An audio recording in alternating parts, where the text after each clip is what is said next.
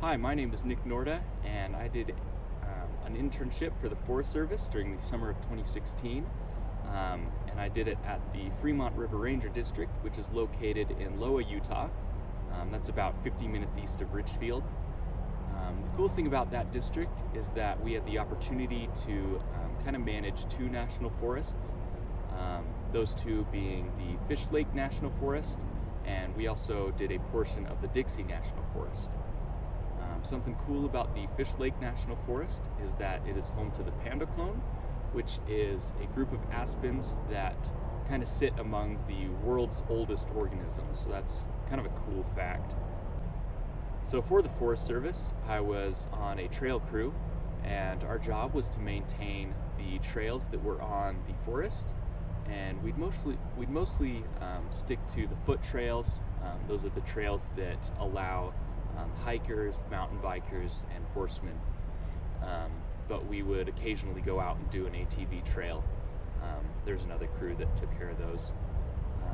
So the work that we do on those trails would be to just cut back the brush that was growing onto the trail. That would make the trail more visible.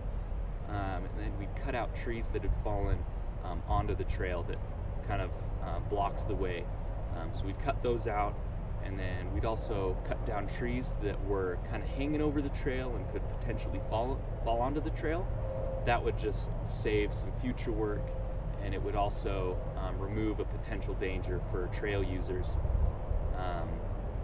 One other thing that we do for the trails is that we mark them as we're hiking them, because we obviously want the trail users to be able to find their way through the trail.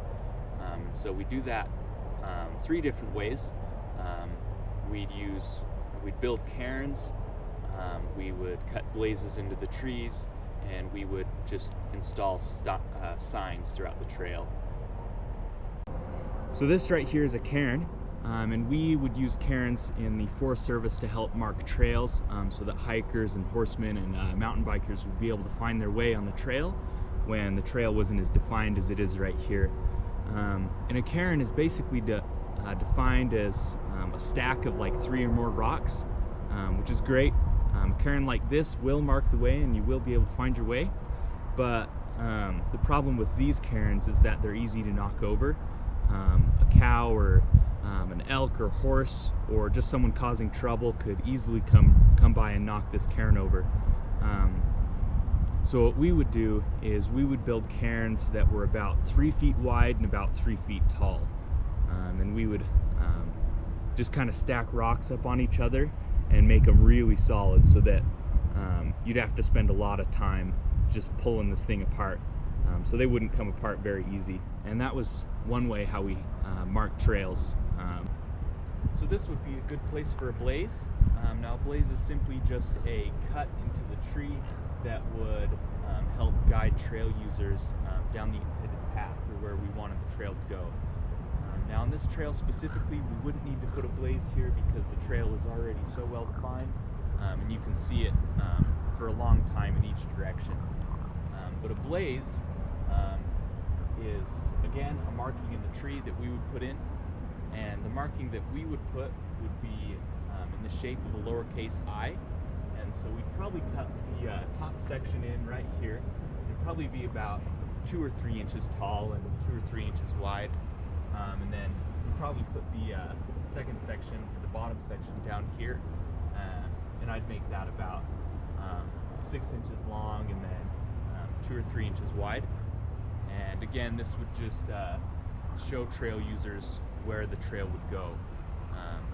So we'd actually put a blaze right here because the trail is coming from that direction, but we'd also put one right here as well so that trail users coming from this direction would be able to see the blaze as well. So the last way that we help mark the trail in our forests was to put up signs. Now right here we just have like a standard wood sign, and we would put wood signs up usually at like the beginning or the end of a trail, just because those areas are easily accessible and we can access them by truck, and so we can easily repair them right there on the spot, and we don't have to go hiking in a long ways with a wood pole. And another form, or another sign that we would use would be a carcinite sign. And a carcinite sign are those signs that are kind of brown and they're thin and they're just kind of flexible, and we just throw stickers on them.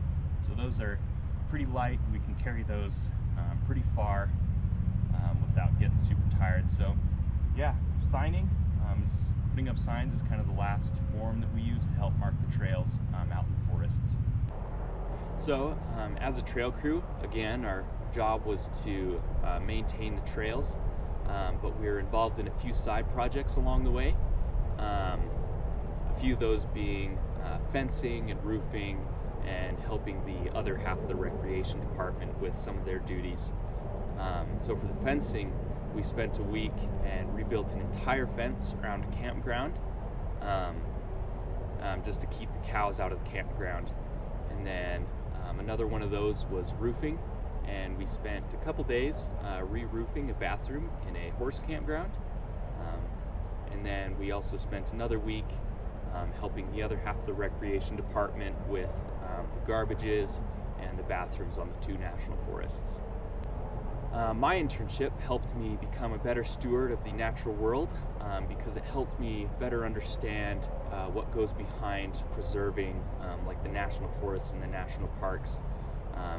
It really showed me how much work actually goes into doing that, and by learning how all that works, I'm now able to help in any way that I can when the opportunity arises. So I'm grateful for that experience because now I'm able to help preserve something that I've enjoyed throughout my life.